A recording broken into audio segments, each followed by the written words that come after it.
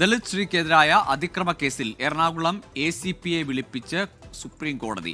അതിക്രമത്തെ തുടർന്നുള്ള പരാതിയിൽ നടപടിയെടുക്കാത്തതിനെ തുടർന്നാണ് കോടതി ഇടപെടൽ. നേരിട്ട് ഹാജരാകാൻ ആവശ്യപ്പെട്ട് സുപ്രീം കോടതി നോട്ടീസ് നൽകി. അച്യുതൻ ചേരുന്നുണ്ട് വിവരങ്ങളുമായി.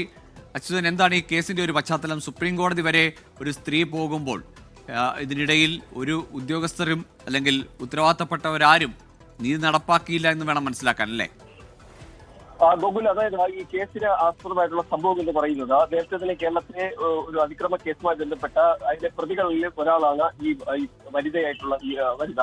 അപ്പോൾ ഇവർ നേരത്തെ തന്നെ ഒരു പരാതി പോലീസിൽ നൽകിയിരുന്നു. അതായത് ഇവർക്കെതിരെയുള്ള പരാതിക്കാരൻ തനിക്ക് നേരെ അതിക്രമം നടത്തി എന്ന പരാതിയായിരുന്നു ഈ ദളിത് സ്ത്രീ പോലീസിന് നൽകിയിരുന്നത്. എന്നാൽ പോലീസ് ഈ പരാതിയിൽ നടപടിയെടുക്കുന്നതിൽ വീഴ്ച വരുത്തുകയും മറ്റേ പരാതിക്കാരന്റെ പരാതിയെ തുടർന്നാണ് ഈ കേസെടുക്കുന്നതും അതിൽ ജാമ്യം തേടി അന്ന് ഹൈക്കോടതിയെ സമീപിച്ചിരുന്നത്. പക്ഷേ ഹൈക്കോടതി ജാമ്യം റദ്ദാക്കിയതോടുകൂടിയാണ് സുപ്രീം കോടതിയിലേക്ക് ഇവർ എത്തിയത്.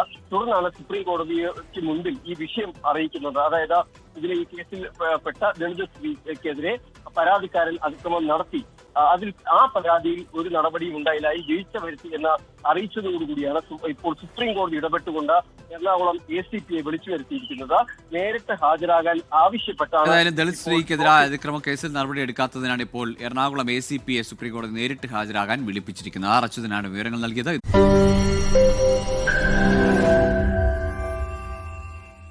ലോകത്തെവിടെയായാലും ഏത് സമയത്തും 24 വാർത്തകളും ഓഗ്മെന്റഡ് റിയാലിറ്റി പാക്കേജുകളും എക്സ്പ്ലെയിനറുകളും വിശദമായി കാണാൻ ഞങ്ങളുടെ YouTube ചാനൽ നിങ്ങൾക്ക് സബ്സ്ക്രൈബ് ചെയ്യാം.